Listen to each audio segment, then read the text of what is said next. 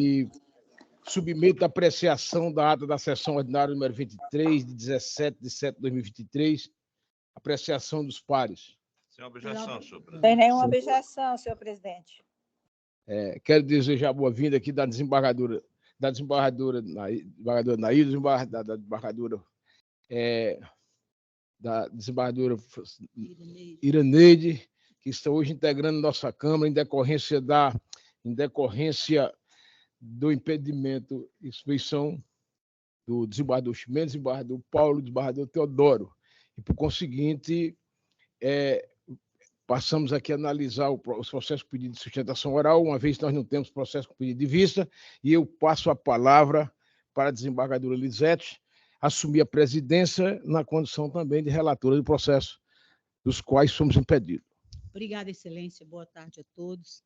Eu quero renovar meus agradecimentos às minhas nobres colegas e dizer que eu me coloco à disposição de Vossas Excelências para quando me fizer necessária.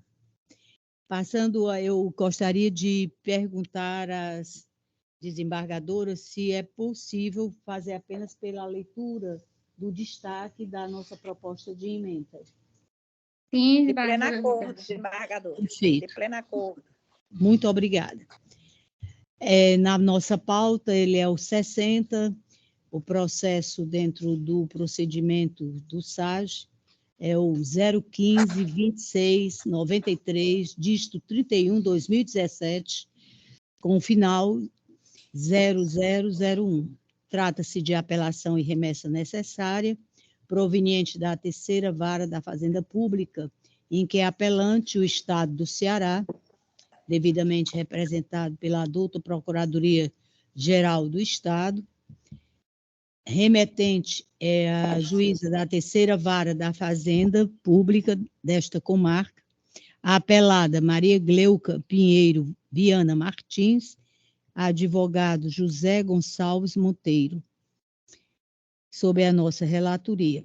Nossa proposta de emenda na parte destacada: processual civil, administrativo, apelação cível, pagamento de adicional por tempo de serviço a membro do Ministério Público Estadual, sentença que julgou procedente a demanda para determinar o pagamento das parcelas ainda pendentes e devidas à autora nos moldes do estabelecido pelo provimento número 26 de 2009, anexo 1, alegação de preliminar de nulidade de sentença extrapetita rejeitada, submeto, Excelências.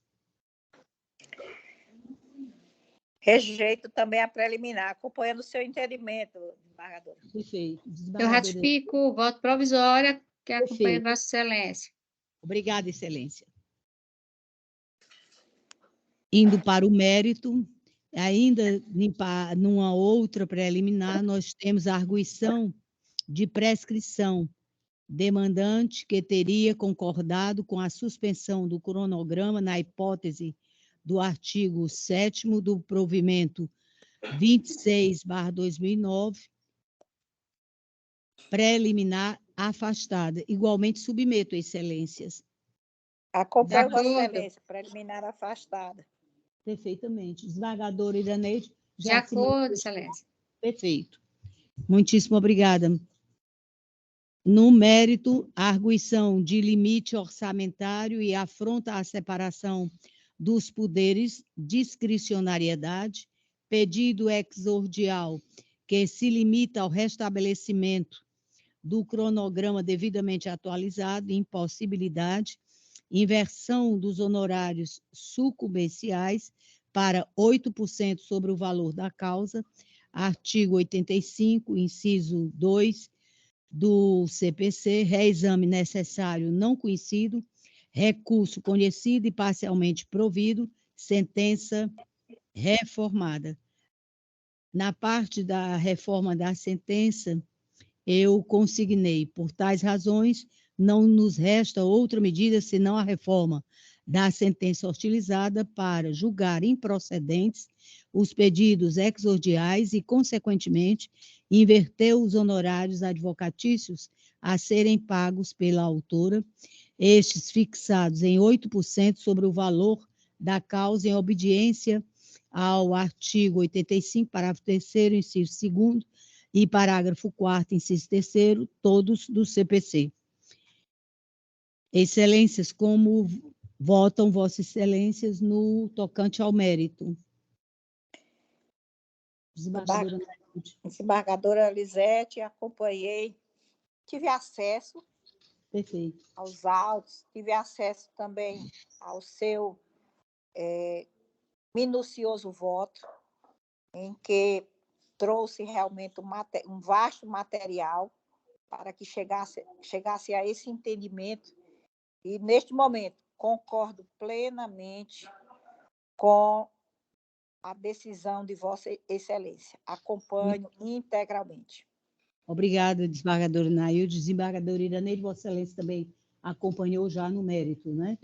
Já, desembargadora, e assim como a desembargadora Nailde, eu verifiquei que o voto de Vossa Excelência está em consonância com as decisões das câmaras de Direito Público e do Tribunal de Justiça, e por essa razão eu ratifico o voto provisório.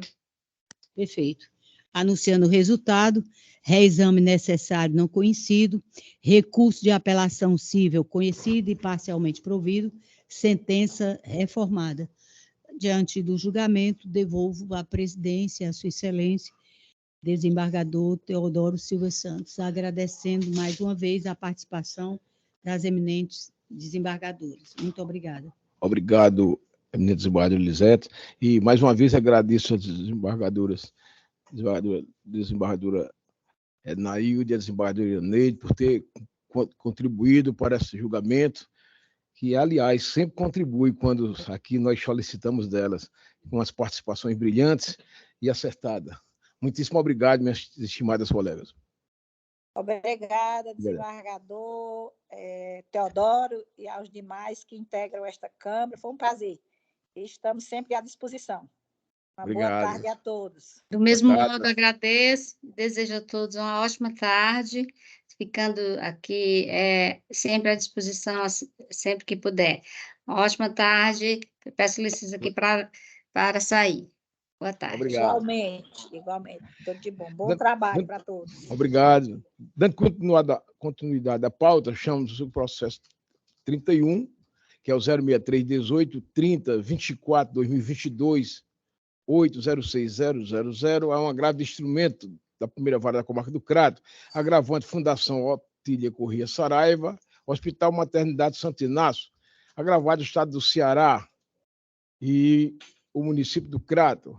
O advogado é Igor Antônio Mourim e é da relatoria do eminente desembargador Paulo Francisco Banhos Pontes. Eu indago se o doutor Igor Antônio Amorim está presente virtualmente. Boa tarde, Excelência. Estou presente, sim. O ilustre advogado dispensa a leitura do relatório. Dispenso. Dispensada a leitura do relatório, Vossa Senhoria disporá do prazo de 15 minutos, prazo regimental, para fazer sua sustentação oral.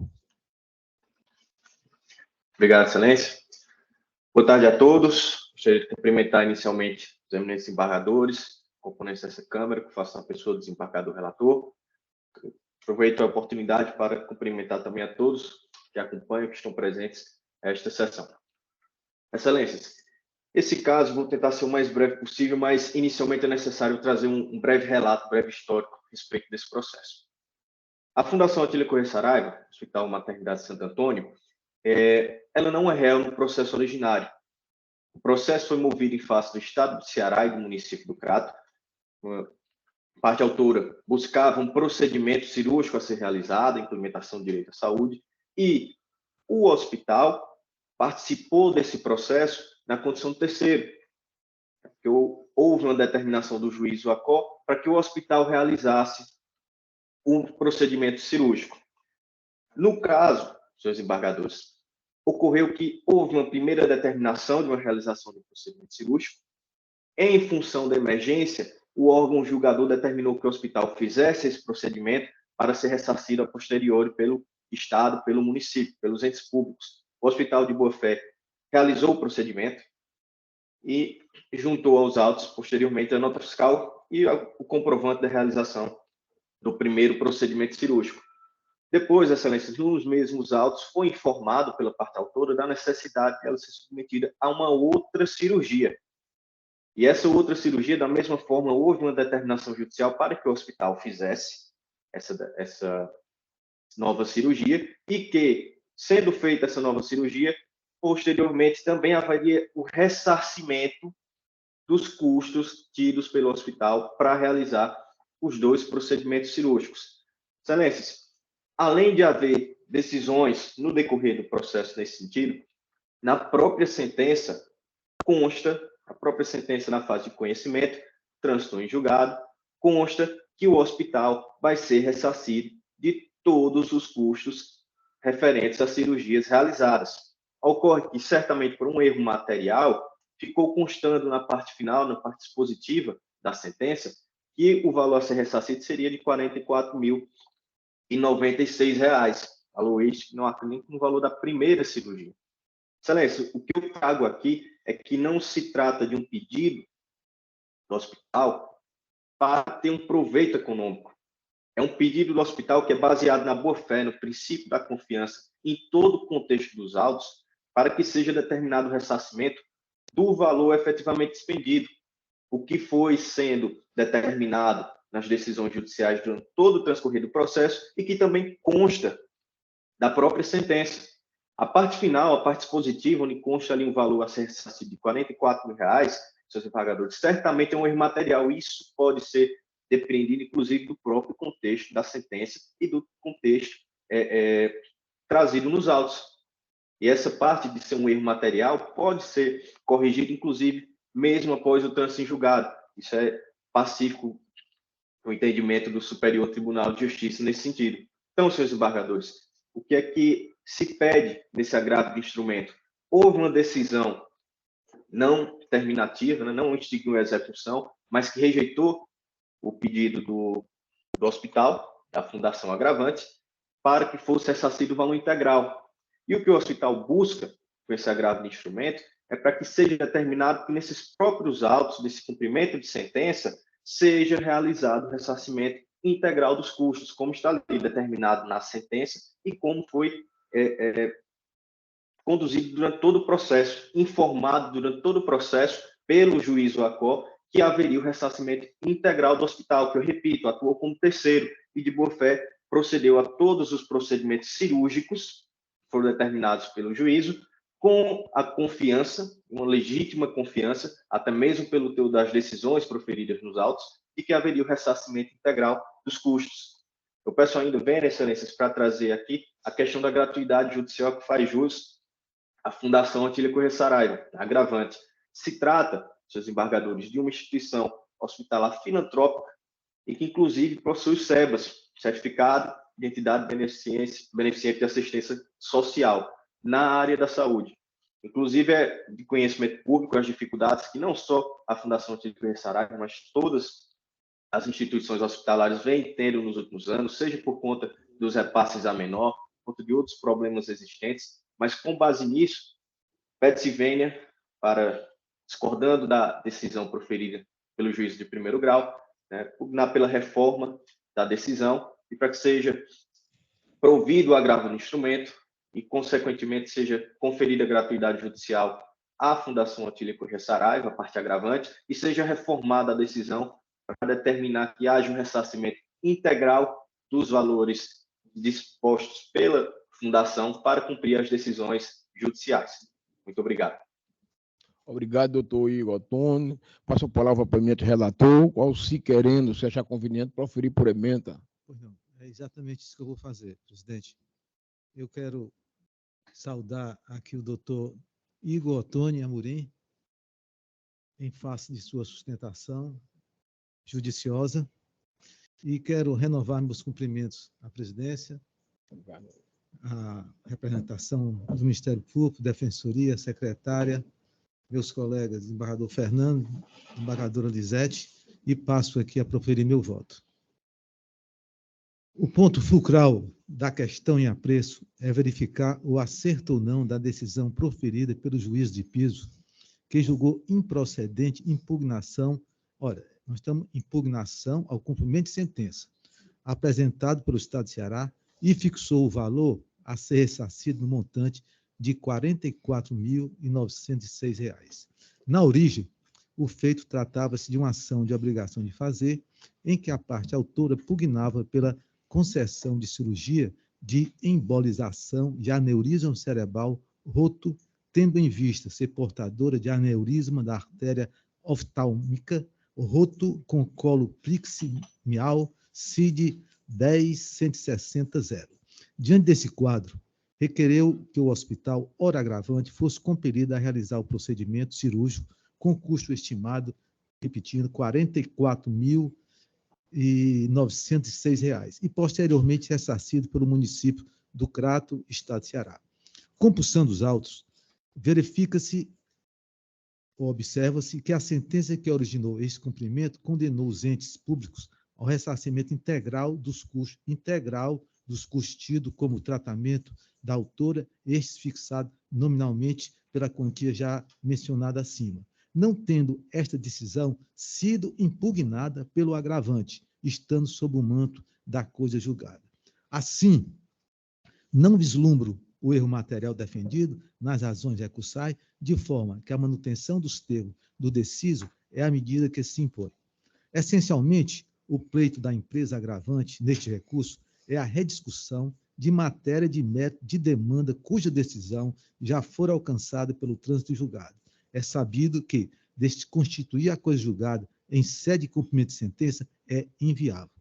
Verifica-se, por força do que dispõe os artigos 467 e 468 do CPC de 73 e 502 e 518 do CPC de 2015, que a coisa julgada é imutável e que a lei de decidir de ação forma lei entre as partes no limite que fora decidido.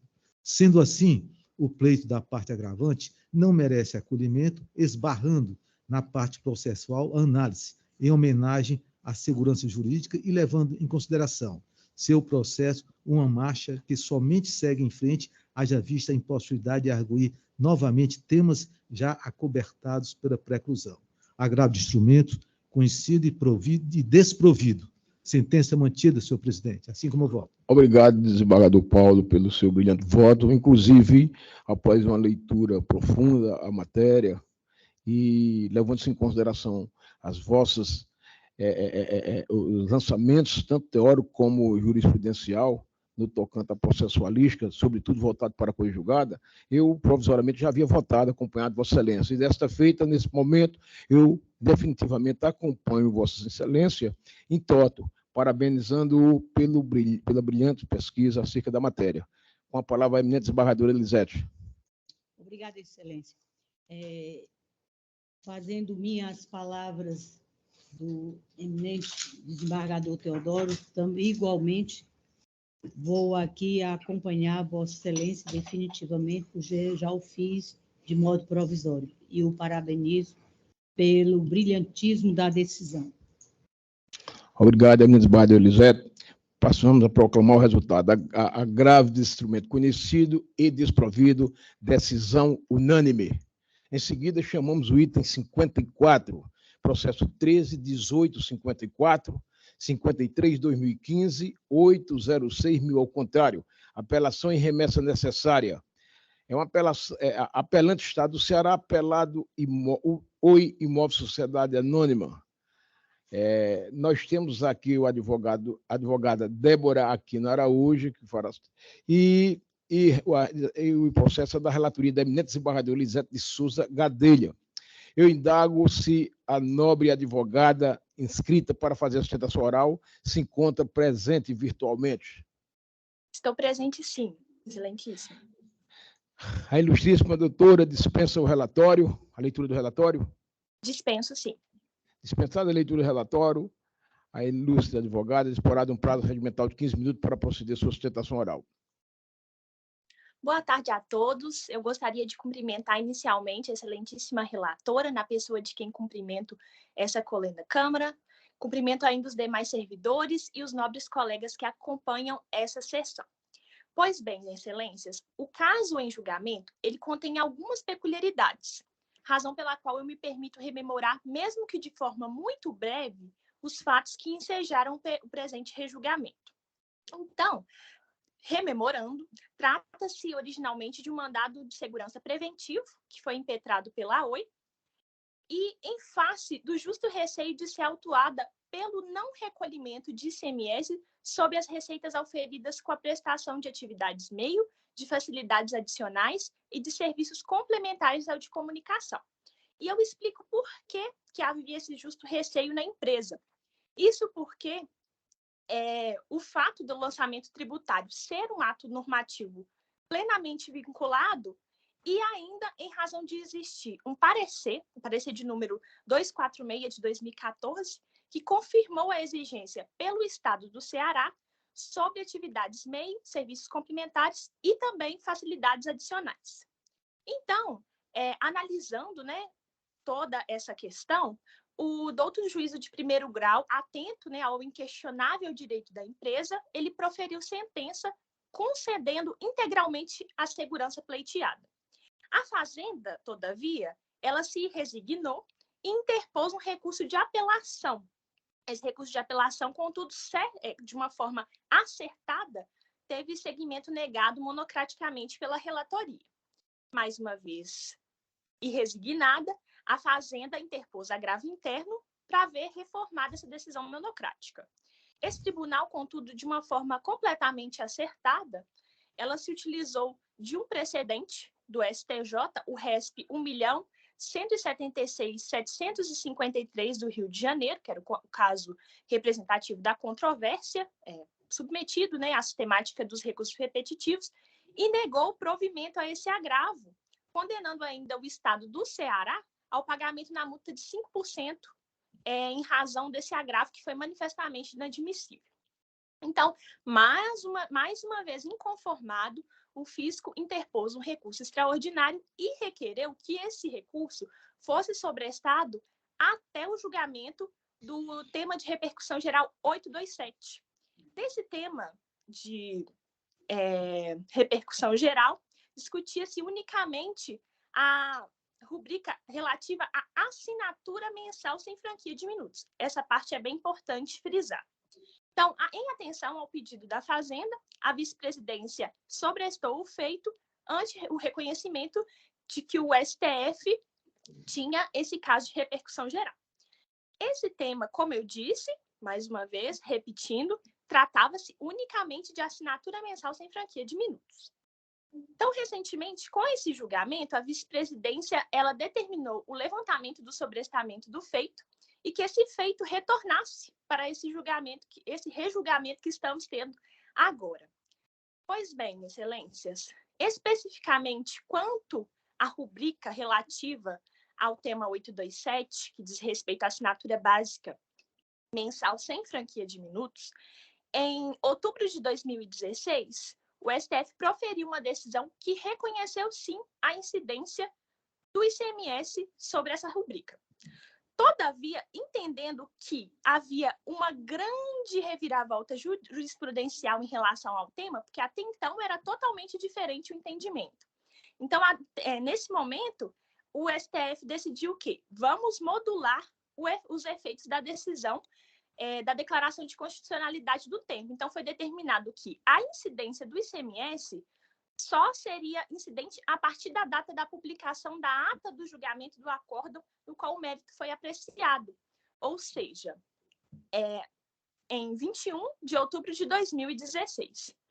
Então, especificamente quanto a essa rubrica de assinatura mensal, a empresa pleiteia a impossibilidade da incidência do ICMS e quanto às demais rubricas, nós pleiteamos que realmente que seja declarada a não incidência do ICMS, já que não se trata de serviço de comunicação propriamente dita.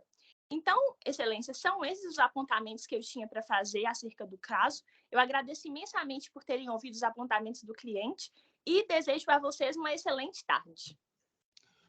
Obrigado, doutora Débora Aquino Araújo. Passo a palavra à eminente relatora, desembargadora Elisete de Souza Gadelha, para proferir seu voto. Obrigada, Excelência.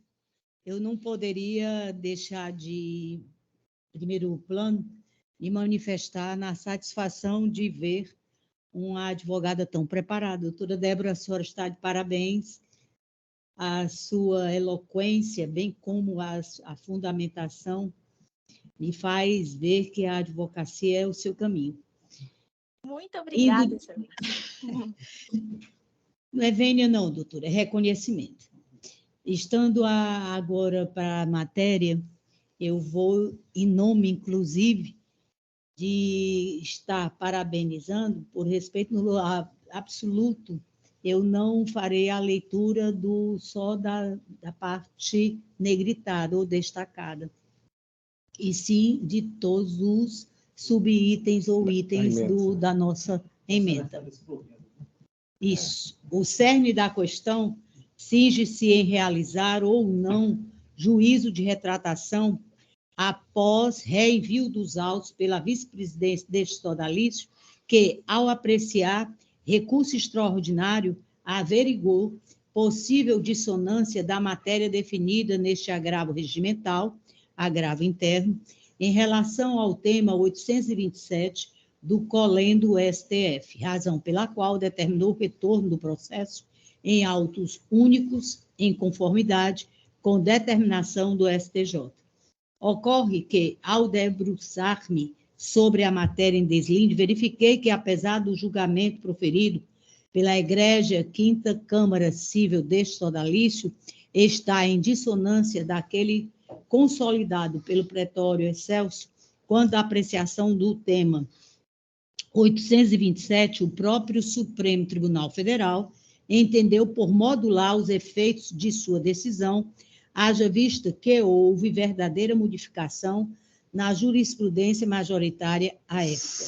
Desta feita, ao analisar os embargos de declaração no recurso extraordinário número 912-888, Rio Grande do Sul, o Colém do STF confirmou a modulação dos efeitos de sua decisão, permitindo a incidência do ICMS sobre assinatura e serviços de telefonia a partir da data de 20 de outubro de 2016. Assim, uma vez que o mandado de segurança for impetrado em 13 de fevereiro de 2015, com julgamento do agravo interno em 15 de fevereiro de 2016, o ato impugnado é anterior à consolidação do tema 827, razão pela qual não há se falar na incidência do ICMS na presente situação e, de igual modo, desnecessidade de realizar o juízo de retratação, haja vista a modulação acima explanada. Assim, decido por conhecer do recurso e manter o desprovimento, confirmando a minha decisão. É como voto, Excelência. Obrigado, eminente desembargadora, relatora, desembargador Elisete. Passo a palavra para o eminente desembargador Fernando Chimenez. Senhor presidente, eu confirmo o voto provisório acompanhando integralmente a eminente relatora, parabenizando também a brilhante defesa da indústria advogada. Portanto, passo a proclamar o resultado. Agravo interno conhecido... Desculpa, eminente desembargador. É o eminente desembargador Paulo Pontes. Desculpa. Que o menino está de férias. Eu quero fazer um duplo elogio, não somente à advogada, mas principalmente à desembargadora Elisete pelo voto, né? Que versa a respeito da incidência de ICMS sobre a assinatura e serviço base de telefonia, que só pode ocorrer depois de 20 de outubro de 2016, né? Então, o mandado de segurança julgado em 2016, o ato impugnado pretérito à decisão da qual Vossa Excelência fez jus, pretérito à decisão do Supremo Tribunal Federal. Então, eu sou pela manutenção do recurso do agravo interno, não é isso? No sentido de manter o desprovimento. Obrigado, eminente desembargador Paulo Pontes. Passo a proclamar o resultado. Agravo interno conhecido e mantido o desprovimento. Decisão confirmada de forma unânime. Em seguida, passamos a chamar o item 8 da pauta. processo 17.6390, 91/2021, 806.000 ao contrário, apelação civil da Fortaleza, Quinta Vara da Fazenda Pública, apelante apelado, Estado do Ceará, apelante apelado, Marcos Valente Serra, e é da relatoria do eminente desembargador Fernando Luiz Mendes Rocha, inscrito para fazer sustentação oral, o doutor Marley Campelo Serra. Eu indago se o ilustre advogado está presente. Vossa Senhoria dispensa a leitura do relatório? Dispensada a leitura do relatório, Vossa Excelência disporá de um prazo regimental de 15 minutos para proceder à sua sustentação.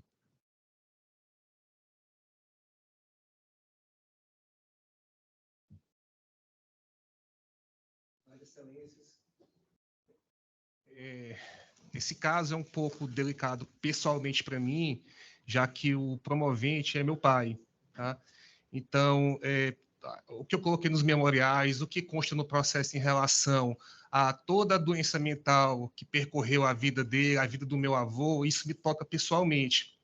Então, assim, essa sensibilidade, eventualmente, na minha fala, alguma coisa, eu vou pedir já de antemão, já desculpa para Vossa Excelência se alguma coisa, assim, realmente afetar a minha forma de falar, tá? O promovente ajuizou a presente ação, objetivando o rateio com sua genitora do benefício da pensão por morte recebida por esta, após o falecimento de seu pai no ano de 1984. Ou seja, quando o meu avô faleceu, imediatamente a minha avó, da qualidade de esposa, casada com ele no regime de... no regime de comunhão total de bens, acabou sendo a beneficiária da pensão dele. Tá? Como faz prova a documentação carregada nos autos, o promovente é possuidor de esquizofrenia paranoide, herdada geneticamente do pai, o senhor Ernesto de Aguiar Serra, cujo falecimento dele se deu em decorrência da mesma matéria.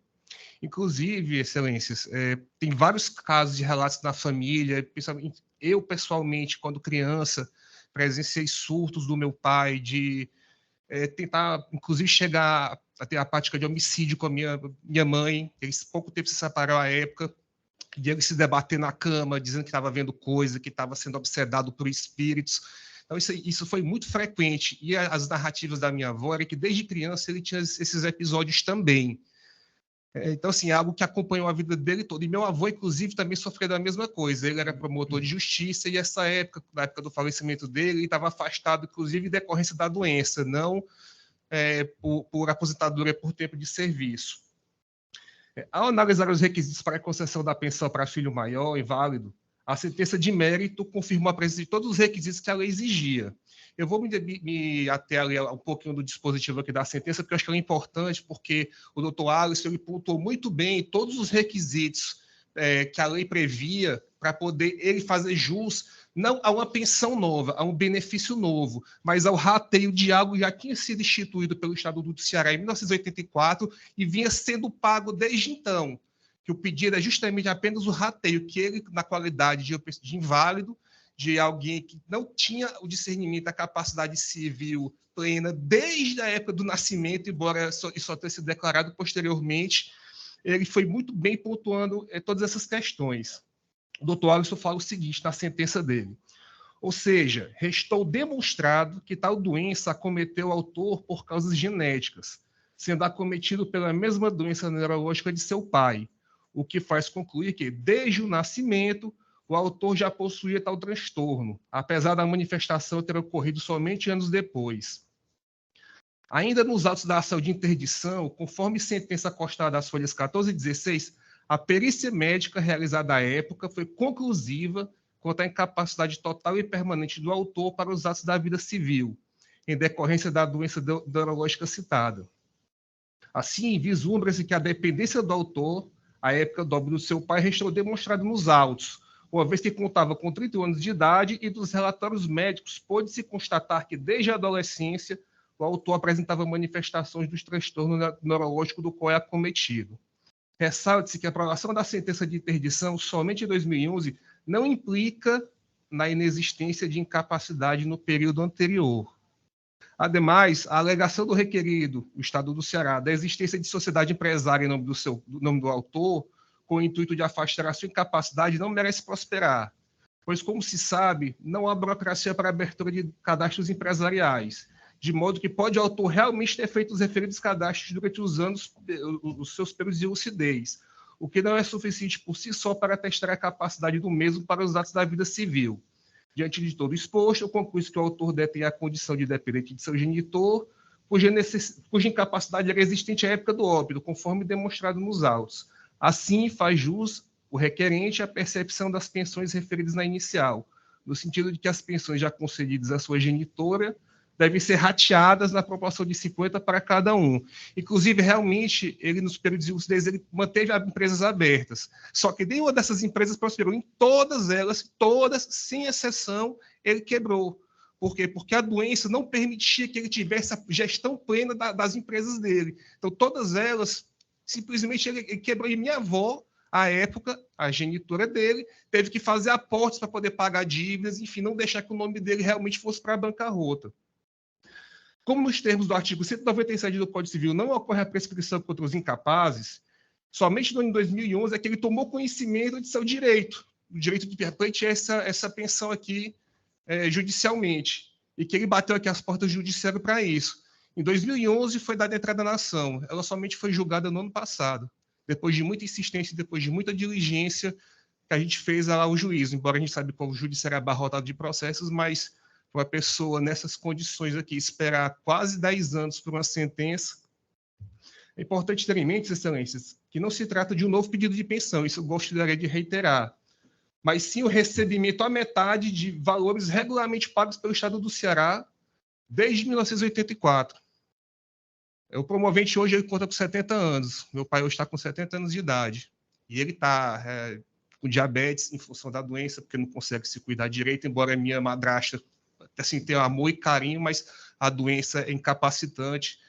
Ele está com hipertensão. Então, assim, a pensão aqui para ele vai ser o que vai dar subsistência de qualidade para o resto da vida dele, que eu acredito que, infelizmente, não vai durar muito.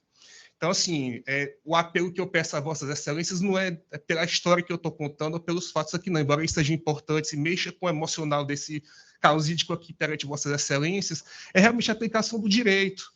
Porque, com todas as venhas algum entendimento discordante, a meu ver, está bem caracterizado que ele tem faz de jus, tem direito a ter o rateio dessa pensão. Então, agradeço a atenção de vossas excelências, eu peço desculpas aqui por alguma motividade a mais, se eu me excedi alguma coisa, eu sei que o judiciário quer espaço para a gente discutir o direito, mas algumas vezes o direito e os fatos se misturam e mexem um pouco com quem está aqui na bancada defendendo o direito de alguém. Então, eu agradeço a atenção de vossas excelências. Obrigado, doutor Marley Campelo Serra. Passo a palavra ao eminente desembargador relator, desembargador Chimendes e Fernando Chimendes, para o professor. Em primeiro lugar, senhor presidente, eu quero parabenizar o doutor Marley pela sua sustentação oral e dizer que, nada obstante a emoção de Vossa Excelência, pela circunstância de estar advogando uma matéria delicada, em que o seu constituinte é o seu próprio genitor, mas Vossa Excelência se ouve muito bem aí na tribuna. Obrigado, senhor. Então, senhor presidente, eu passando aqui ao voto, eu não vou fazer uma leitura completa do voto, mas apenas alguns pontos aqui que foram abordados. Inclusive, o Estado do Ceará, que é um dos apelantes, porque também o genitor do ilustre advogado também apelou dessa ação, dessa sentença, né, entrou com recurso adesivo, por um aspecto menor. O Estado alegou, assim, estranhamente, em primeiro lugar, a necessidade de se conhecer da remessa necessária, sob o palho de que a sentença era ilíquida e de que não houve requerimento administrativo. Não consegui entender bem, mas, na verdade, eu estou não acolhendo essa tese recursal, atinente ao reexame necessário, porque essa matéria aqui já está pacificada em face do que dispõe o artigo 496, parágrafo 1º do Código de Processo Civil. Então, eu quero colocar essas coisas, não sei nem se isso é preliminar, né? Acho que não, né? Bom, com relação ao interesse de agir do autor ante a inexistência desse requerimento administrativo da pensão, também eu vejo que ele não procede, que o entendimento do Supremo Tribunal Federal é de que a concessão de benefícios presidenciários dependem, né, de requerimentos dos interessados, de sua apreciação pelo Instituto de Previdência ou excedido o prazo do hotel. Todavia, as ações ajuizadas até a conclusão desse entendimento, que é de 3 de setembro de 1984, sem que tenha havido prévio requerimento da administração, nas hipóteses em que é exigível, serão observados alguns casos, inclusive na hipótese de que o Instituto, aqui se trata do Instituto de Previdência, que não é o caso nosso, já tenha apresentado contestação de mérito a esta, então está caracterizado o interesse de agir. Por quê? Porque aqui foi demonstrada a resistência do Estado do Ceará quando contestou a ação ajuizada. Então, eu afasto essa preliminar de falta de interesse. Como voto, do Paulo, não preliminar? Eu sou pela continuidade do julgamento do mérito. Também, acompanhando o eminente relator e o desembargador Paulo, sou também favorável à posição do relator. Bom, no mérito, o ente público insurge-se contra a sentença que declarou o requerente como dependente do seu genitor falecido, bem como determinou o rateio das pensões percebidas pela genitora do apelante, Maria Ineide Valente Serra, na proporção de 50%. Que eu estou dizendo que essa disso, que é aplicável à lei vigente à data do óbito do segurado. Essa é matéria sumulada tanto pelo STJ como pelo Tribunal de Justiça, por isso eu me dispenso de ler as devidas súmulas. Então, nesse sentido, considerando que o falecimento do senhor Ernesto Aguiar Serra se deu em 1984, aplica-se à espécie a lei estadual 10.776 de 82, que dispunha que o Instituto de Previdência do Estado à época, o IPEC, que eram considerados dependentes, a esposa, o marido, inválido, os filhos, de qualquer condições, enteados quando solteiros e menores de 21 anos, ou quando inválidos. Desse modo, a pensão por morte decorrente do falecimento do servidor era devida aos filhos inválidos, ainda que maiores de idade, independentemente da prova de dependência econômica. Contudo, para a concessão do benefício, exigia-se a prova da invalidez ao tempo do instituidor.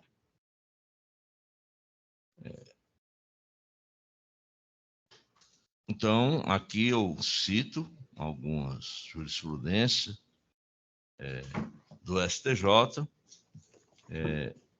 dizendo que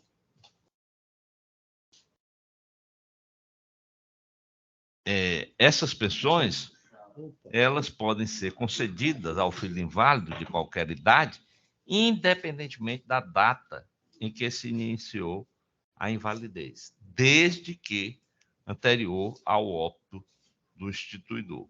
E assim eu estou citando aqui várias jurisprudências nesse sentido. E digo no caso, apesar do autor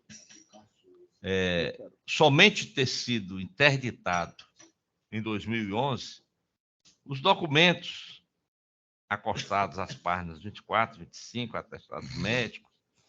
demonstram que este, desde a adolescência, tem sido tratado e já foram internados em diversos hospitais psiquiátricos. Infere-se de tais elementos de prova que a débil condição de saúde do promovente, a qual culminou na sua interdição, é pré-existente ao óbito do segurado, seu genitor, ocorrido em 1984.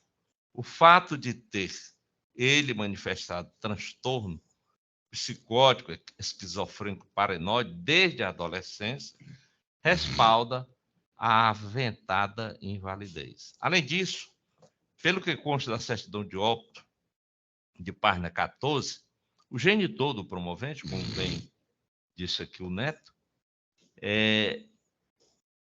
faleceu em decorrência da mesma doença neurológica, o que leva à ilação de que, por razões genéticas, o autor já nasceu com este transtorno. A existência de sociedade empresária, foi defendida aqui em nome do autor, não afasta sua incapacidade, pois, como bem ressaltou o magistrado singular, não há burocracia para a abertura de cadastros empresariais, de modo que pode o autor realmente ter feito referidos cadastros durante seus períodos de lucidez, o que não é suficiente por si só para atestar a capacidade do mesmo para os atos da vida civil.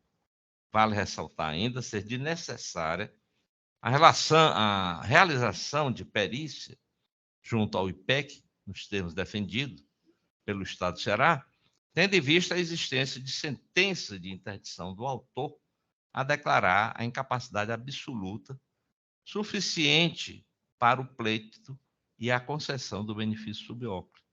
Ademais, apesar do anúncio do julgamento antecipado da lide, a página 92, o ente público apelante nada requereu, o que torna preclusa a produção de prova nesse sentido.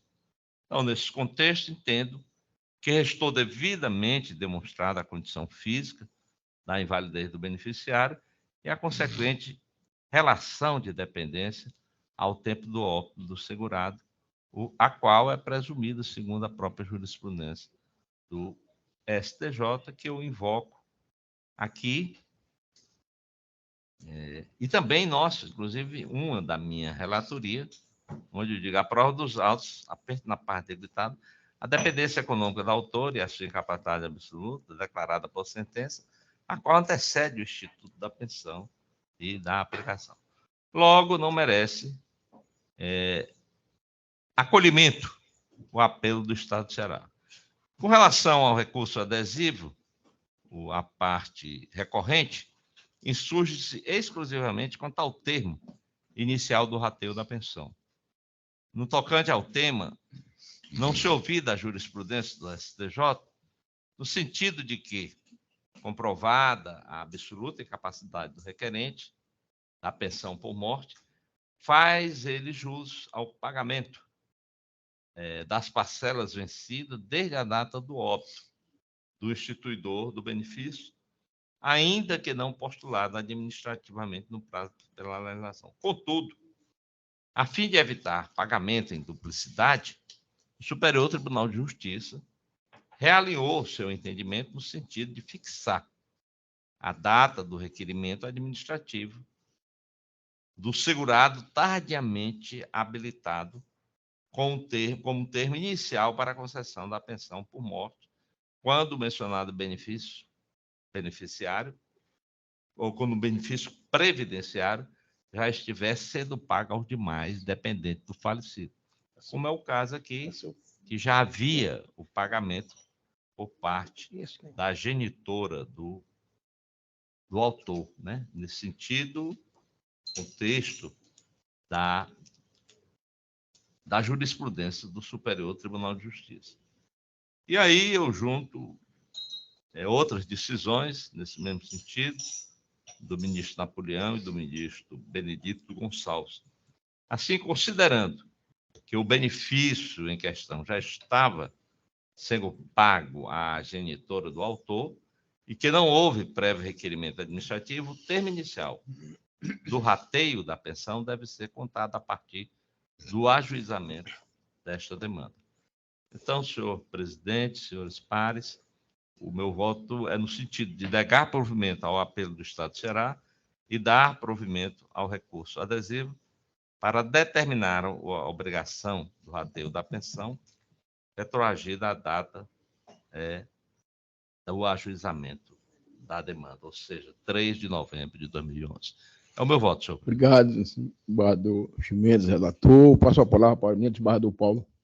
Pois não, senhor presidente, eu quero enaltecer o trabalho de sustentação oral formulado pelo Dr. Marlon, mesmo incidido sobre Vossa Excelência, o aspecto emocional, Vossa Excelência se ouve muito bem. Obrigado. Tanto assim que foi provido o seu recurso adesivo pelo eminente relator. E sempre ressaltando que, lógico que o relator, o eminente relator, não baseou, fundamentou seu caso, não somente na questão emocional, Sim. mas na questão realmente legal, razão pela qual eu vou ao encontro da decisão do eminente relator para julgar desprovido o recurso do Estado de Ceará e provido o recurso adesivo formulado por Vossa Excelência. Obrigado, muito obrigado, e assim como voto, senhor presidente. Obrigado, desembargador Paulo Pontes. Fazendo minhas palavras do eminente desembargador relator, desembargador Ximenes, desembargador Paulo Pontes, também parabenizo o nobre causídico que, de momento algum, se influenciou pela emoção natural em relação ao vínculo parentesco, de maneira que parabenizo a vossa sustentação pertinente e de forma que, ratificando meu voto provisório, acompanho em toto o magistral voto proferido pelo eminente relator, desembargador Ximenes.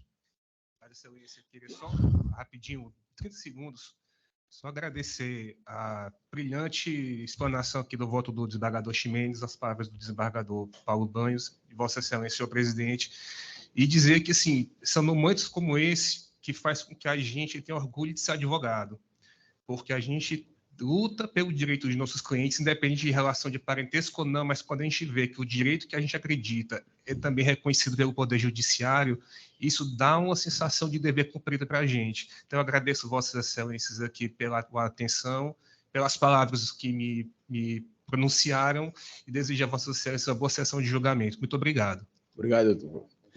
Passo a proclamar o resultado. Apelo conhecido e desprovido.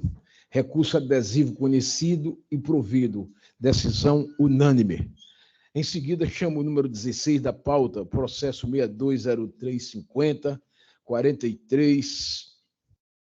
Aliás, processo 0620350, 49, 2022, 806, 000.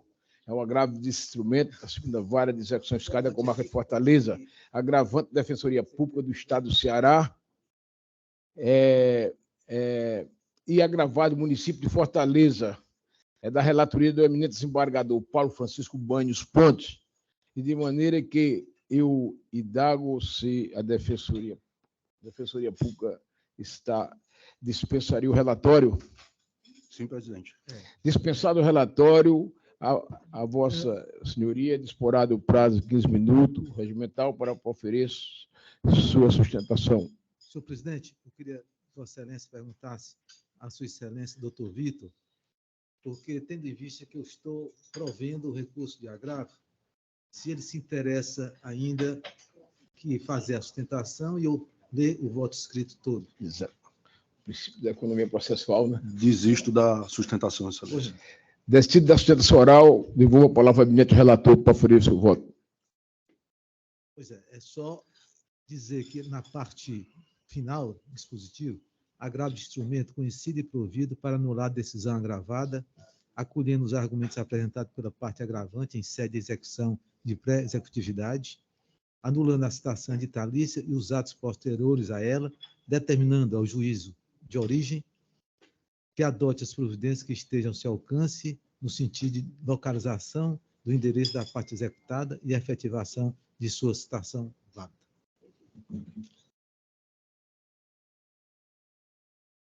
Assim como o voto, presidente. Obrigado, eminente desembargador Paulo, relator. Eu acompanho, ratificando meu voto provisório, acompanho o voto de Vossa Excelência. Passo a palavra para a eminente desembargadora Elisete. Eu não votei provisoriamente porque não tive acesso ao voto, mas ouvindo o eminente relator, principalmente na parte final, até porque Vossa Excelência já decidiu casos semelhantes dessa mesma natureza e não poderia ser outro desfecho. Por isso, acompanho integralmente o eminente relator. Obrigado, eminente desembargador Elisete. Portanto, passa a proclamar o resultado. Recurso conhecido e provido, decisão unânime. Em seguida, chamamos aqui o item 36 da pauta, que é o 637985, 43-2022-806-000. É o agravo de instrumento da 5ª Vara de Execuções Fiscais de Fortaleza, agravante da Defensoria Pública do Estado do Ceará, agravado do Estado do Ceará. Relator eminente desembargador Paulo Francisco Banho Ponta, defensoria aqui presente, eu indago o eminente defensor se dispensa a leitura do relatório. Sim, presidente. Qual é o caso, presidente? É o 20... É o item 36. 36. Acredito que a matéria é a mesma, não? Matéria mesma julgada no... Pois é, isso que eu estou vendo aqui.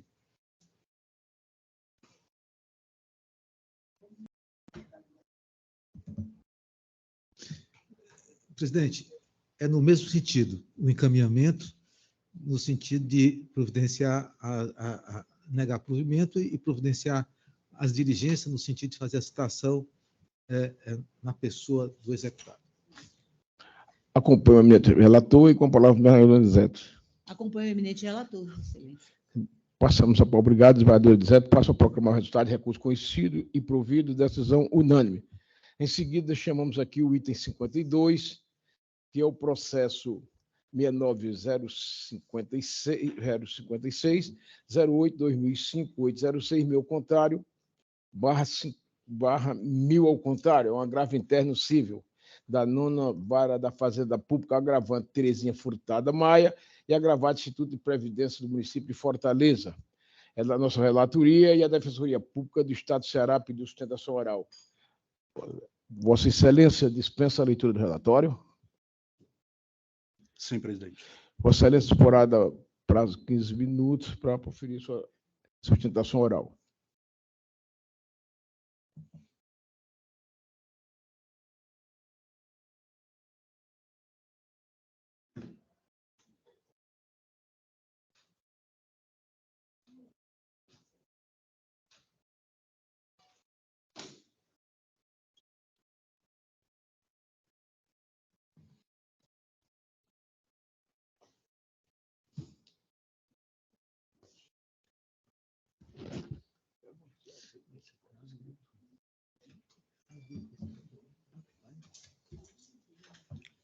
Excelentíssimo desembargador presidente desta Igreja Primeira Câmara, desembargador Teodoro Silva Santos, na pessoa de quem eu saúdo os demais integrantes desta Igreja Primeira Câmara, desembargador Fernando Mendes, desembargador Paulo Ponte, desembargadora Lisete, excelentíssimo procurador de Justiça, doutor Léo, ilustríssima secretária, doutora Nayana, na pessoa de quem eu saúdo, os demais servidores e servidoras desta Câmara.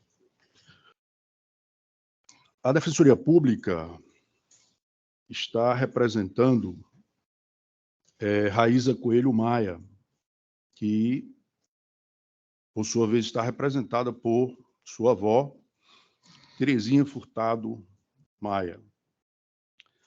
Trata-se de um agravo interno cível apresentado pela Defensoria Pública para combater decisão monocrática que deu provimento à remessa necessária, não houve recurso de nenhuma das partes, né, nem do IPM, nem da Defensoria, que, desconstituindo a sentença, reconheceu a perda superveniente do interesse processual da recorrente pelo atingimento da maioridade, circunstância que provocou a extinção do processo sem julgamento do mérito.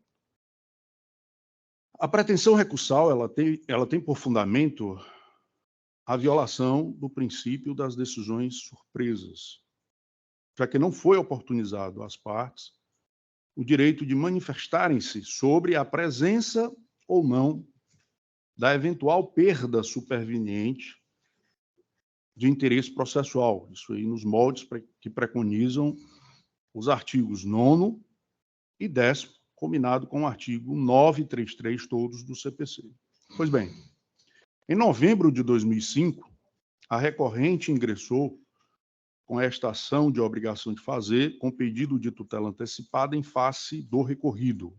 Objeto da ação: atendimento especial em serviços multidisciplinares, que seriam fonoaudiologia, terapia ocupacional e psicologia, que deveriam ser fornecidos pelo IPI.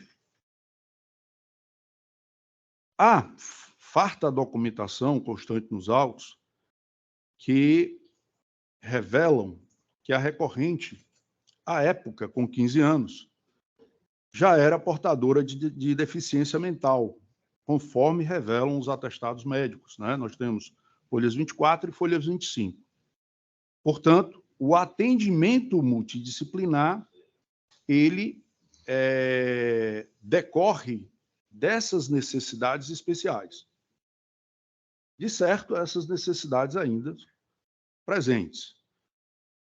Na época, Raíza, com 15 anos, portanto, absolutamente incapaz por idade, se encontrava sob a guarda de sua avó. Aí tem um documento lá da guarda, né? A folha 20. Por isso, estava sendo representada na ação. Ao final, a sentença reconheceu a procedência do feito e condenou o IPM a fornecer o tratamento especial multidisciplinar, que a recorrente fazia jus, na qualidade de dependente de sua avó. Os efeitos dessa sentença ficaram condicionados ao reexame necessário.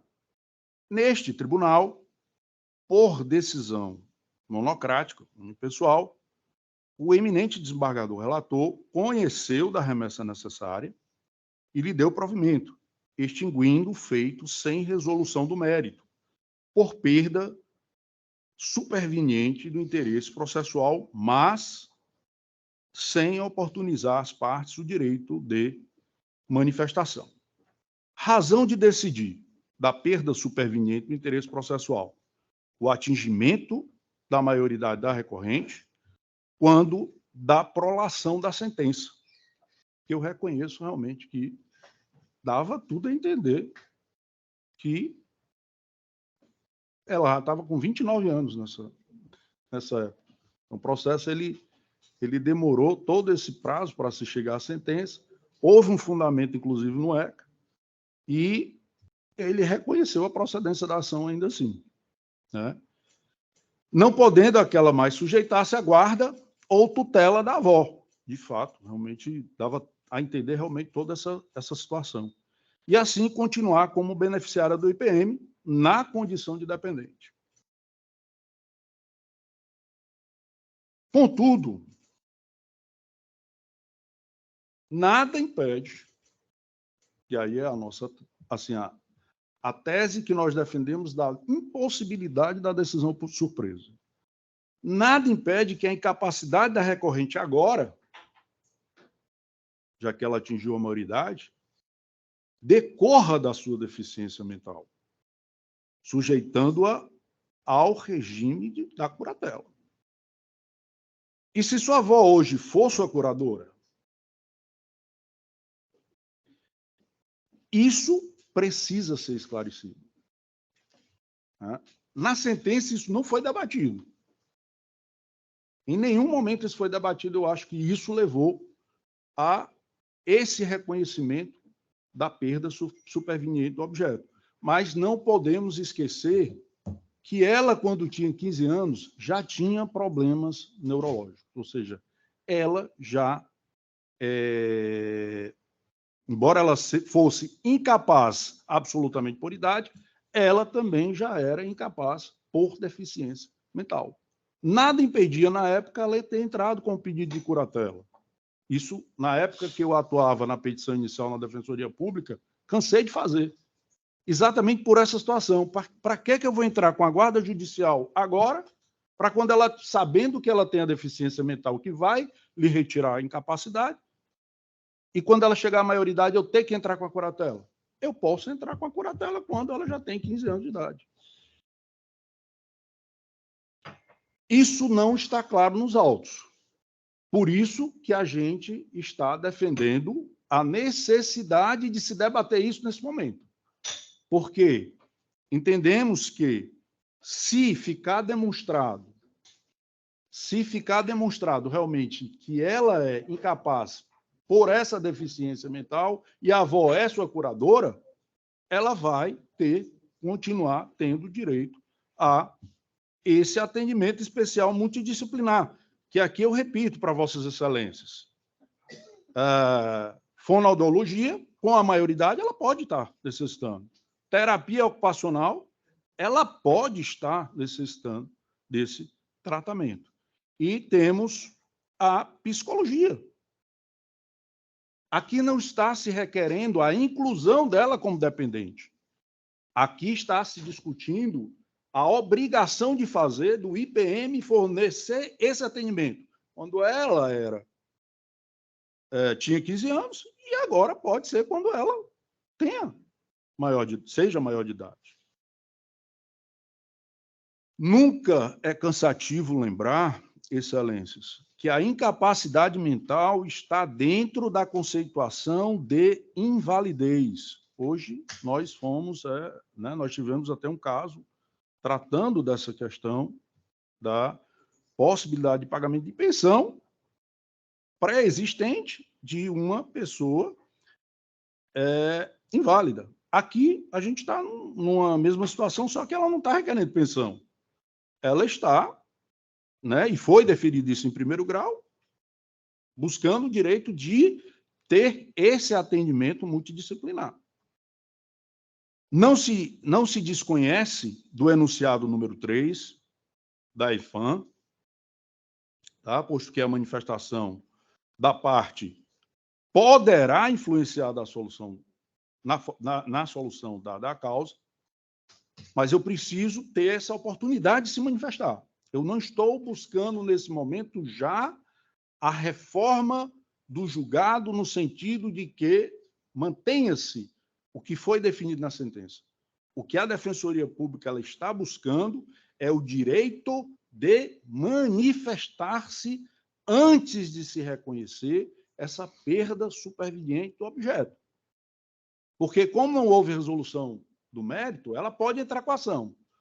Mas veja que o transcurso dessa ação pode, porque não houve resolução do mérito. Mas ela vai ter que entrar novamente com a mesma ação.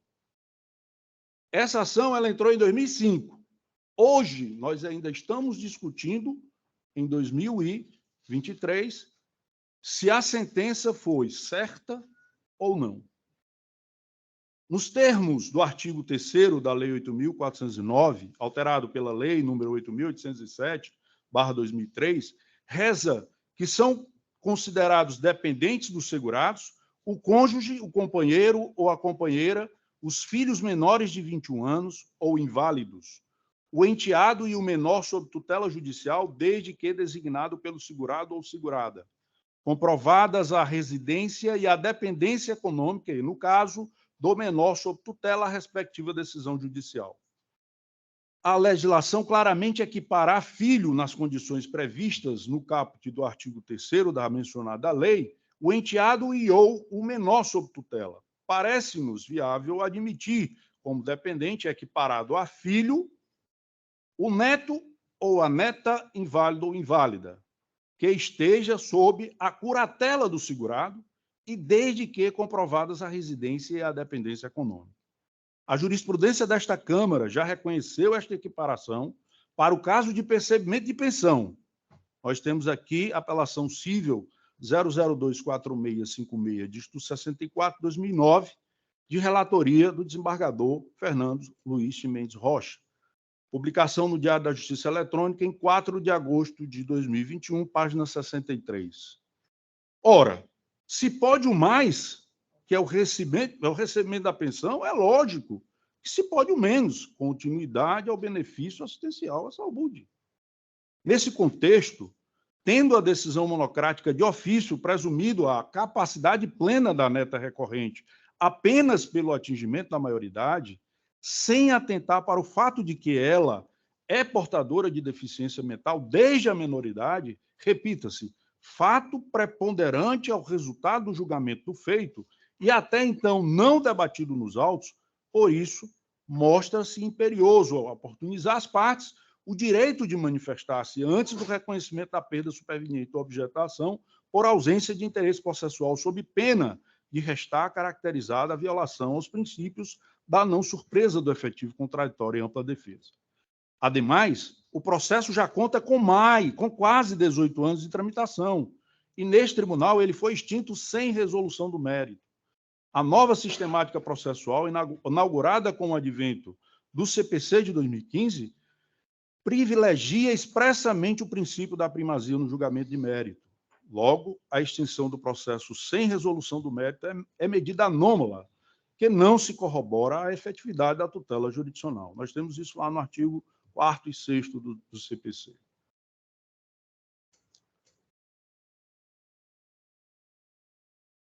Destarte, o que se busca no recurso é o direito de manifestação amparado nos princípios do contraditório, ampla defesa e não surpresa, pois se ficar demonstrado na manifestação que a avó detém a curatela da recorrente, esta permanece ostentando a condição de dependente daquela e, por conseguinte, com direito ao fornecimento do tratamento pelo IPM. À vista dessas considerações, a Defensoria Pública espera deste órgão colegiado o conhecimento e o provimento do recurso e, por conseguinte, a anulação da decisão monocrática, a fim de que seja oportunizado às partes o direito de manifestação sobre a causa que deu ensejo à perda superveniente de interesse processual da recorrente, nos moldes do que preconizam o artigo 9º, artigo 10, combinado com o artigo 933, todos do CPC. Obrigado, excelências. Obrigado, senhor Dito, representante da Defensoria Pública. No tocante, eu posso proferir o voto, mas de logo eu tenho a afirmar que no prazo exatamente desde a decisão monocrática, que foi a primeira decisão proferida no 2º grau, desde a monocrática, a Defensoria não se manifestou sobre a perda do objeto ou juntou documentos comprovando a invalidez da neta da requerente.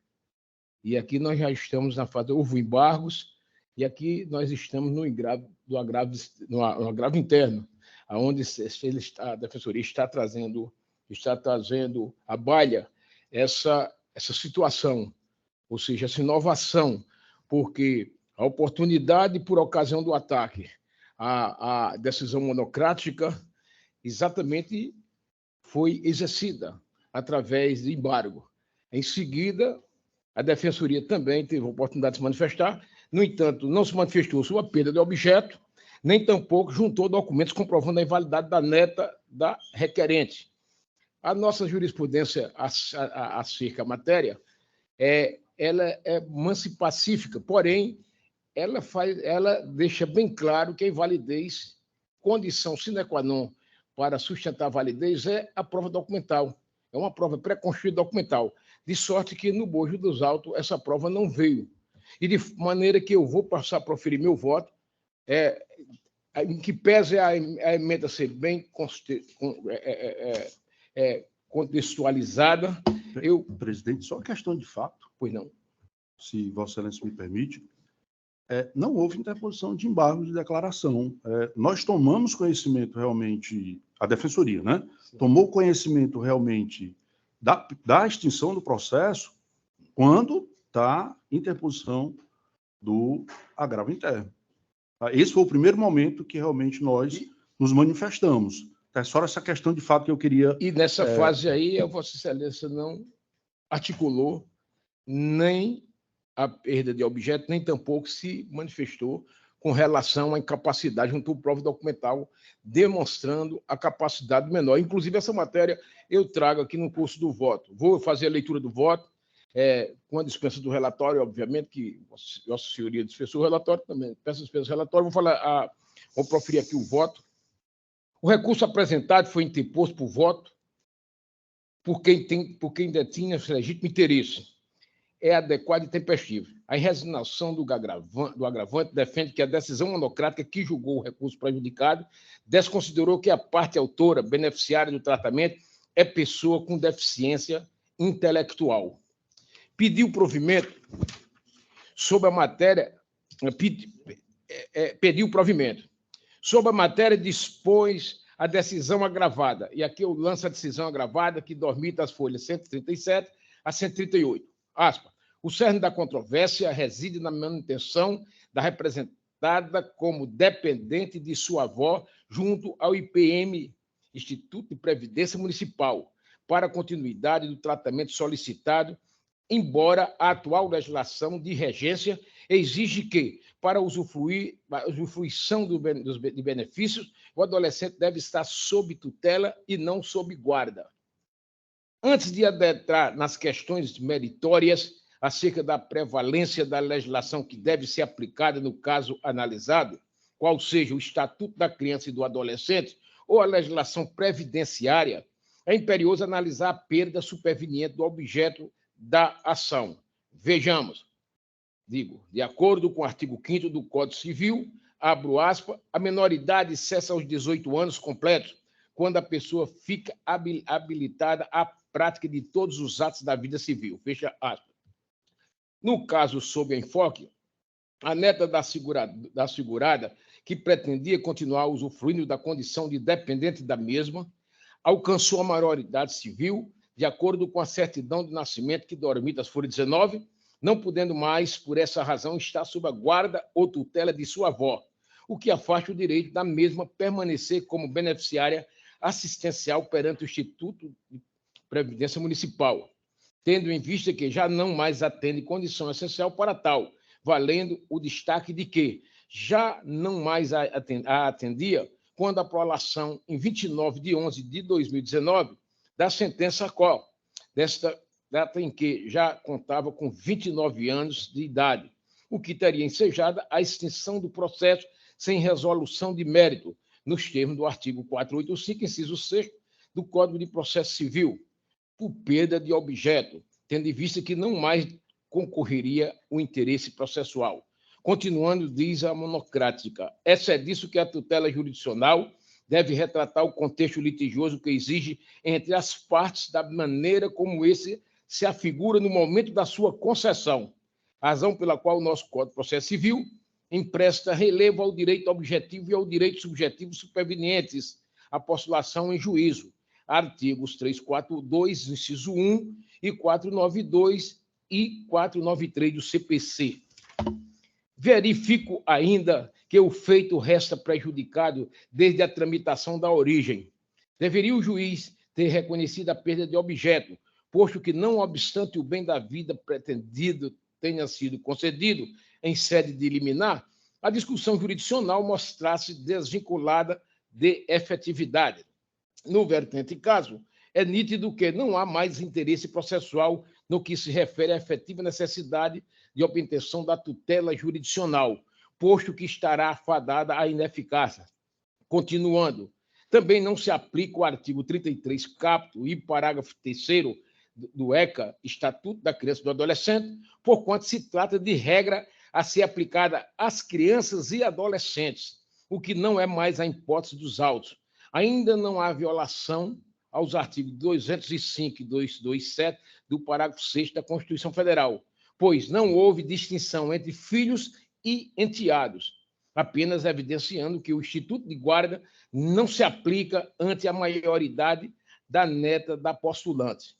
Por todo exposto, conheço da remessa necessária para dar-lhe provimento, desconstituindo a sentença a qual e julgando extinto o feito sem resolução do mérito, em razão da perda superveniente de interesse processual, o que faço com base no artigo 8485, inciso 6 do Código de Processo Civil.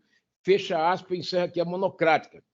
Continua agora o presente agravo interno, ao suscitar que a parte beneficiária é pessoa com deficiência, não desconstitui o fundamento da decisão monocrática. Colho e transcrevo o artigo 2º da Lei Municipal número 8.409/99, que dispõe sobre a assistência à saúde dos servidores do município de Fortaleza e da outras providências.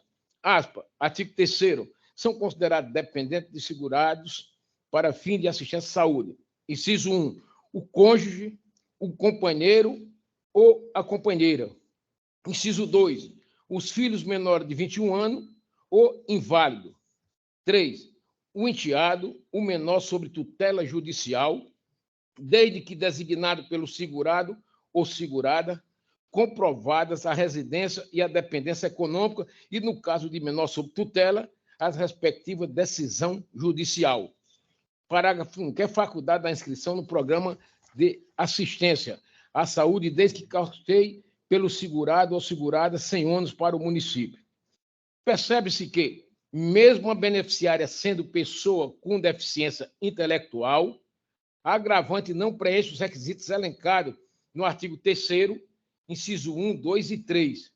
Além disso, o artigo 6º da Lei nº 13.146 de 2015, que diz respeito ao Estatuto da Pessoa com Deficiência, prevê que, abro aspas, a deficiência não afeta a plena capacidade civil da pessoa, fecha aspas, não se admitindo presunção em sentido contrário ao texto literal da legislação especial. Assim, a decisão monocrática gravada está amparada no precedente específico do TJCE sobre a inclusão de neta maior com deficiência como dependente do servidor público municipal e PM Saúde. A saber, aí cita a jurisprudência da nossa Corte, reexame necessário, apelação civil, direito civil e processo civil, inscrição de netos sob a guarda judicial como dependência de avó perante o IPM, Instituto de Previdência do município. Fins previdenciários e assistências amparadas inicialmente no artigo 9º, inciso 5º do Decreto Municipal número 3.574/70 e seguido o artigo 3º, inciso 3 da Lei 8.409/1999, que foi posteriormente alterado pela Lei 8.807/2003, a qual passou a prever o benefício somente para os menores sob tutela, procedência da ação maioridade civil do beneficiário, nos termos do artigo 5º do Código Civil, afastamento do direito pretendido, perda superveniente de objeto por falta de interesse de agir, remessa oficial do recurso apelatório, reconhecido e provido da Constituição da sentença a qual, indeferimento do peito autoral, inversão do ônus da prova, isenção de ressarcimento. Aí aqui, essa jurisprudência exatamente é da relatoria do eminente advogado Sérgio Luiz Arruda Parentes e foi lançada na segunda Câmara em 31 de 10 de 2018. Continuando, é certo que existe esse precedente do Tribunal de Justiça do Ceará que autoriza a inclusão de um neto inválido como dependente para fins de pensão por morte de um servidor público estadual. No entanto, esses casos se fundamentam em uma área distinta da previdenciário, do direito previdenciário, sob as circunstâncias factuais diversas e sob a legislação especial específica. Portanto, eles não são diretamente aplicáveis à situação atual. Além disso, esses precedentes estão ancorados no entendimento do Superior Tribunal de Justiça, através do recurso repetitivo, que estabelece que o menor sob tutela tem direito à pensão por morte de seu provedor, desde que comprovado a sua dependência econômica, conforme artigo 33, parágrafo 3º, do Estatuto da Criança e do Adolescente, ECA. Tal conclusão se baseia no caráter especial da Lei do Estatuto da Criança e Adolescência, Lei 8.069/90, em relação à legislação previdenciária, STJ, primeira sessão, recurso especial 1411, 2058, Rio Grande do Sul, relator ministro Napoleão Nunes Maia, filho, julgado em 11 de 10 de 2017, recurso repetitivo, informe 619. O STJ entende que, apesar de a lei previdenciária ser uma norma específica da Previdência Social, a criança e o adolescente são amparados por norma específica que concede ao menor sob tutela a condição de dependente previdenciário, Assim, prevalece a disposição do ECA, conforme artigo 333, parágrafo 3º, mesmo que esta esteja anterior à lei previdenciária. No entanto, no caso em questão, como bem elucidado na decisão monocrática, não se trata mais de aplicação do Estatuto da Criança e do Adolescente, pois a neta da parte autora atingiu a maioridade. Ademais, neste caso específico, não se está tentando estender normas previdenciárias para a neta da parte autora. O objetivo da ação é ampliar o benefício da assistência à saúde perante o Instituto da Previdência Municipal de Fortaleza, IPM, a ser usufruído pela neta, na condição de dependente avó paterna, servidora pública municipal aposentada e, então, guardiã da beneficiária. Ademais, um aspecto crucial a ser salientado diz respeito à interpretação da condição da pessoa com deficiência após a promulgação da lei brasileira, inclusão LBI. Segundo esta lei, a deficiência por si só não confere à pessoa status de invalidade. Neste caso específico, a parte autora deveria ter sido nomeada como curadora de sua neta, para que pudéssemos interpretar favoravelmente as normas pertinentes às regras sobre benefício do IPM.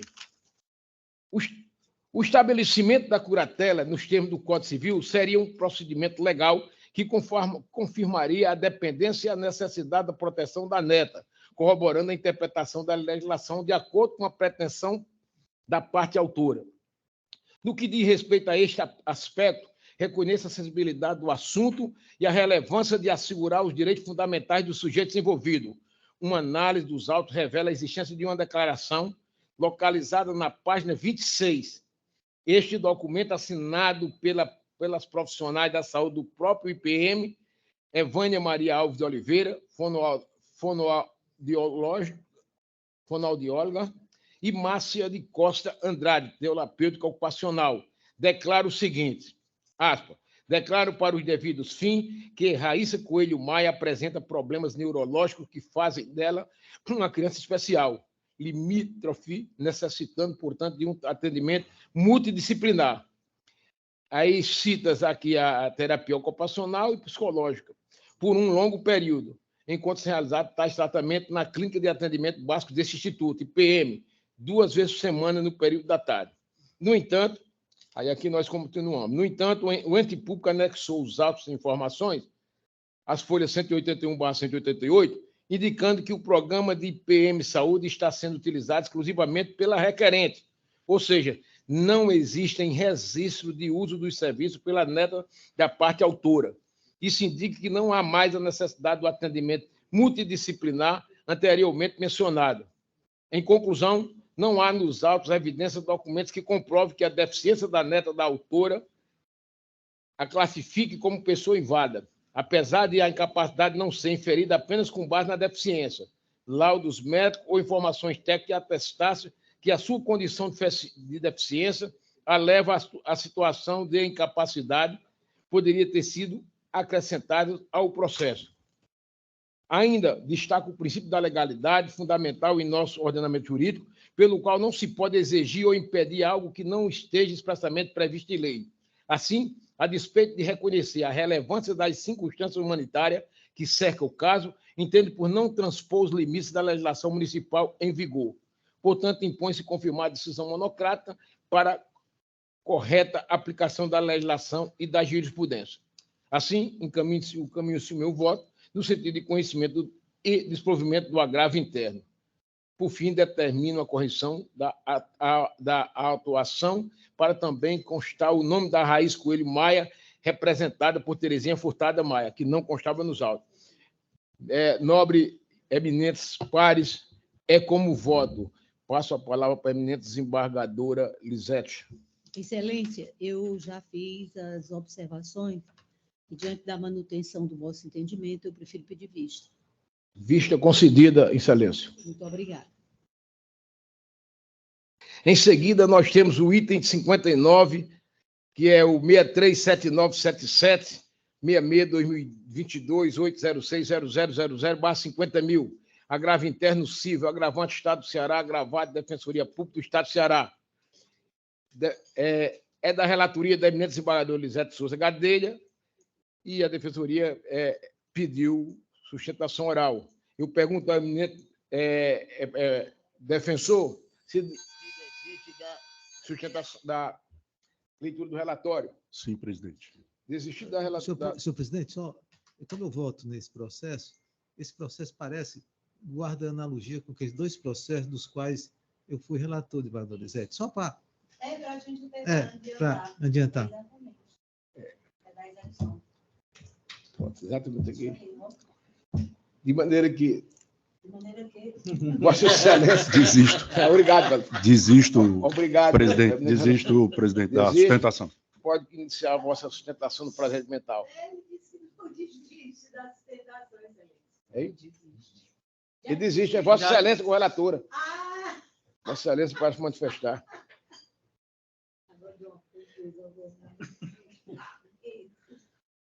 Mas, Excelência, esse voto está disponível, já que ele desistiu, vou pedir permissão para fazer leitura só da parte... Excelência.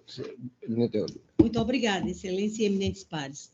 Então, lá vai a nossa proposta de emenda. Processual civil, agravo interno em apelação civil, exceção de pré-executividade rejeitada no primeiro grau, alegação de vício na citação por edital, não exaurimento de outras medidas para a ciência da parte executada, ente estatal que argue a inatividade da empresa para justificar a adoção imediata da referida citação, impossibilidade, necessidade de redirecionamento da execução para os sócios gerentes, súmula 435 do STJ, não superação ou distinção do entendimento firmado, cassação da sentença mantida, retorno dos autos à origem imprescindível, recurso conhecido e desprovido, decisão mantida. Como voto, Excelência?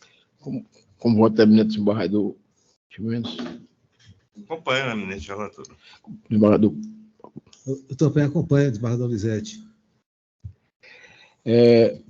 Proclamando o resultado, recurso conhecido, desprovido, decisão mantida, decisão unânime. Em seguida, nós não temos essa pauta, passamos os processos em pauta, iniciando pela relatoria do eminente desembargador Fernandes Luiz Mendes Rocha. Número 1 da pauta é o 0969-12-2000, digo, 0969-19 2019-806-0127, apelação civil. Apelação conhecida e desprovida, decisão unânime. Item 2, processo 638269, 85-2021-806-0000, agravo de instrumento conhecido e desprovido, decisão unânime. O item 3 é o 249441, 86-2021-806, ao contrário. Apelação em remessa necessária, apelação desprovida e remessa necessária provida em parte, decisão unânime. O item 4 é o 27-2554, 60-2021-806-1000/50.000, embargos de declaração civil, embargos de declaração não conhecidos, decisão unânime. O item 5 é o 0098-66-2017-806-0027, apelação civil. Recursos conhecidos e desprovido. Sentença reformada, decisão unânime. O item 6 é o 011-879, 53-2019-806-701-12, apelação em remessa necessária. Remessa não conhecida. Recurso conhecido e desprovido, decisão unânime. O item 7 é o 10058, 72-2021-806-0167, apelação civil. Recurso conhecido e desprovido, decisão unânime. O item 8 foi julgado por ocasião das preferências. O item 9 é o 638093, 72-2022-806-000. É um agravo de instrumento conhecido e parcialmente provido, decisão unânime. O item 10 é o 638143, 98-2022-806-000. Agravo de instrumento desprovido, decisão unânime. O item 11 é o 20.0249, 07-2022-806-0081/50.000, embargos de declaração civil, embargos de declaração conhecidos e desprovido, decisão unânime.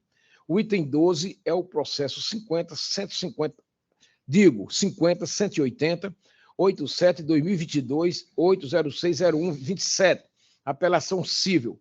Rejeita-se o juízo de retratação, a fim de manter inalterado o acordo objeto do recurso especial, decisão unânime. O item 13 é o processo 020.0144, 73/2022, 8060099/50.000, embargos de declaração civil, embargos de declaração desprovido, decisão unânime.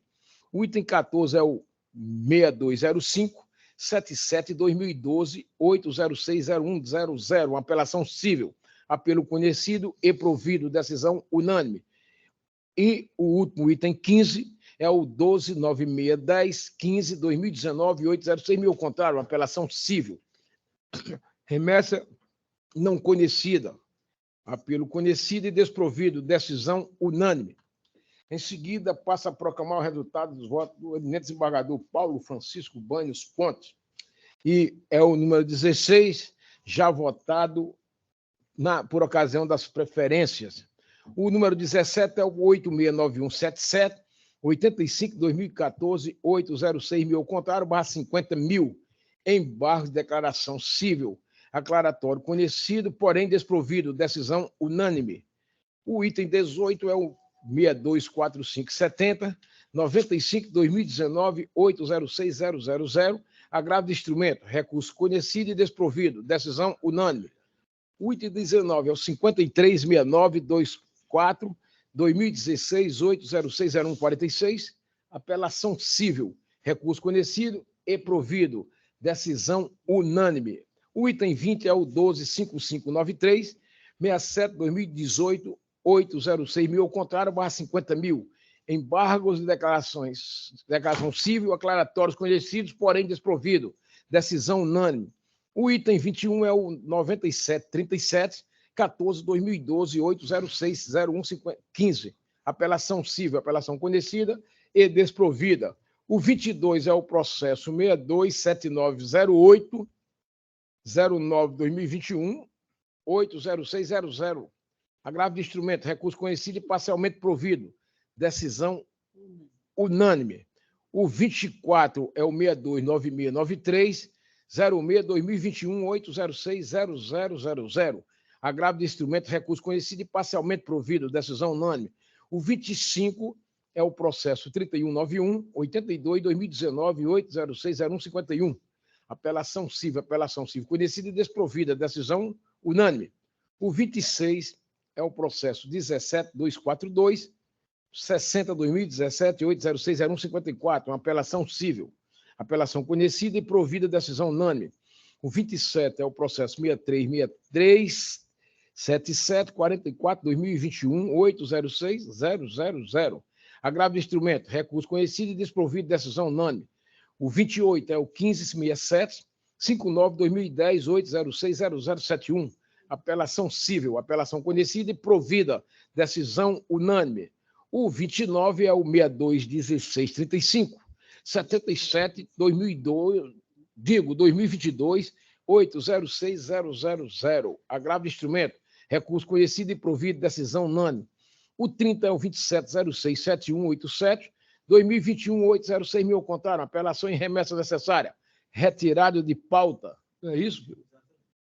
O 31, Vossa Excelência também já votou, cujo resultado foi anunciado nas preferências.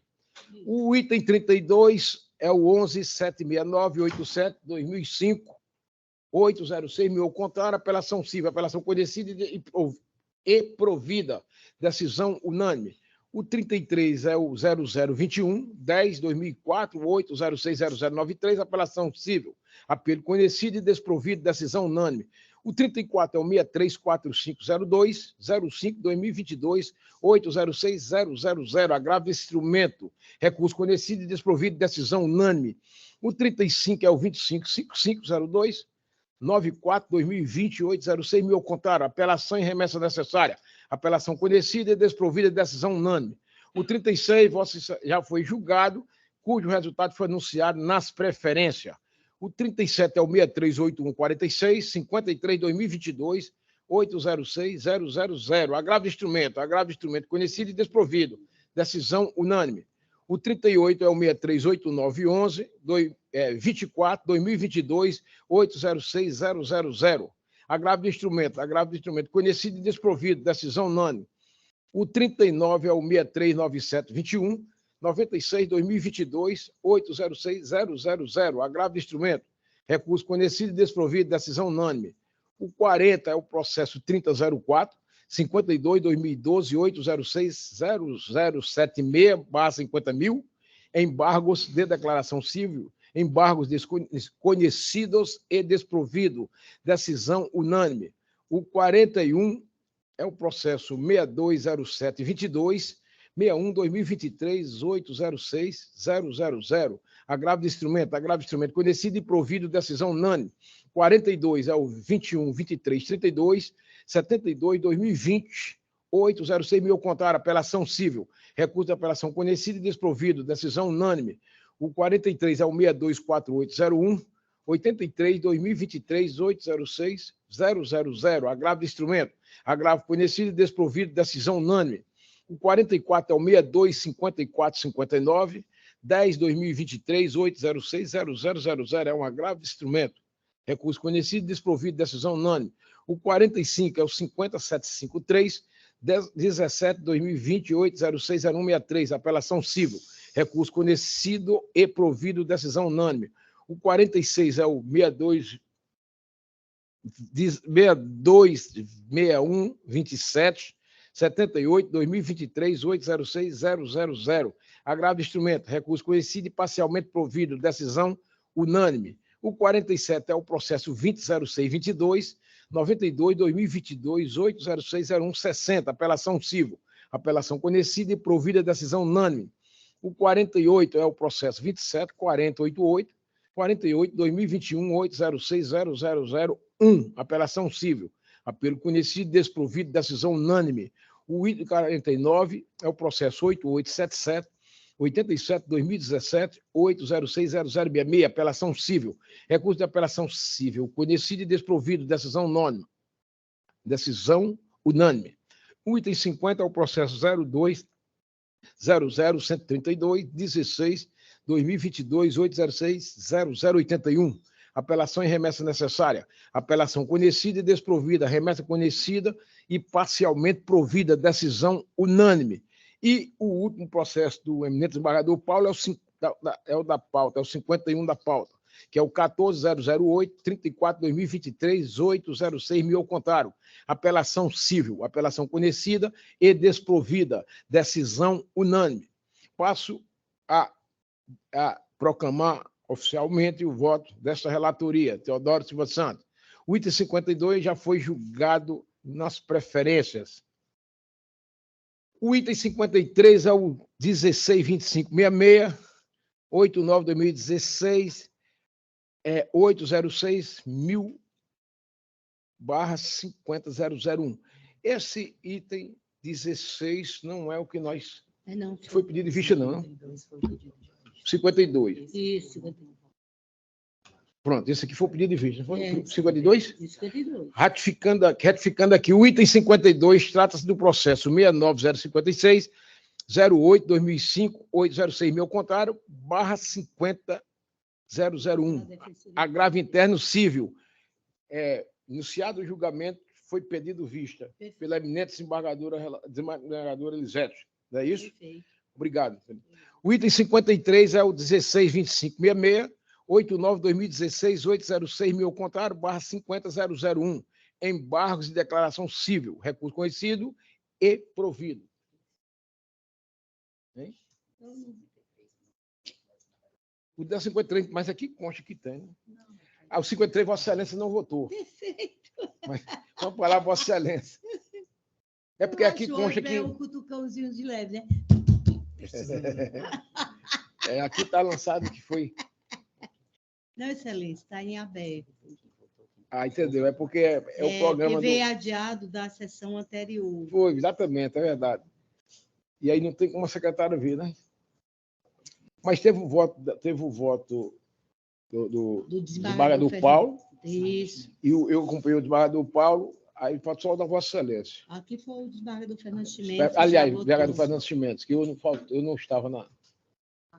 É porque faz parte da votação. Eu votei... O senhor é o relator, aí eu não vi o Vossa Excelência votou. Fernando Pode votar só Chimenez Vossa já Excelência. votou. Aí estão aguardando aqui a minha votação.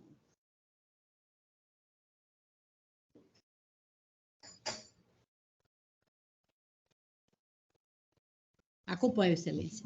Portanto, ratificando o resultado do item 53, processo 16.2566, 89/2016, 806 mil ao contrário, 50.001, embargos de declaração civil, recurso conhecido e provido à unanimidade. Em seguida, passa a proclamar o resultado da eminente relatora, desembargadora Elisete Souza Gadelha. Inicio pelo 54, que já foi anunciado e julgado nas preferências.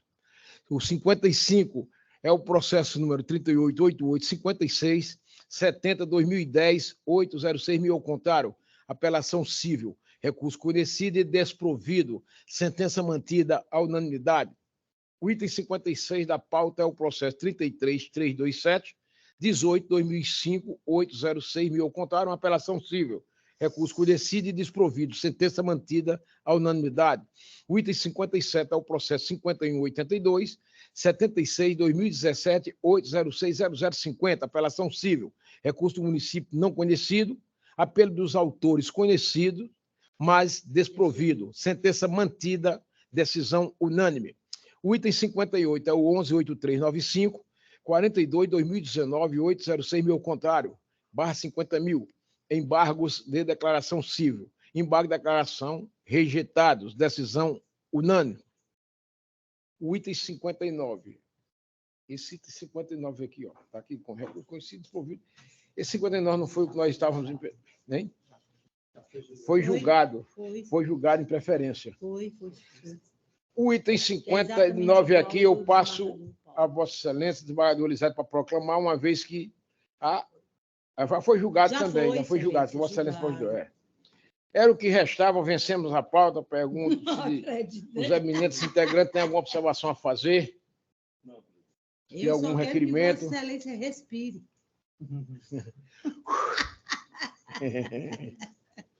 É muito fôlego. Foi tranquilo, graças a Deus. Aliás, senhor presidente, eu gostaria de propor um voto aqui de congratulações ao doutor Érico, né, que está tomando posse hoje no TRE. É membro efetivo. Eu, inclusive, estou me deslocando para lá, que eu vou representando no tribunal. Viu? Mandar o voto. Eu acompanho um grande magistrado eleitoral e vamos pedir expediente. O Érico é um excelente. Portanto, nada mais requerendo, declaro encerrada a sessão e desejando uma boa semana para todos nós, sob a bênção de Deus Pai Todo-Poderoso. Obrigado.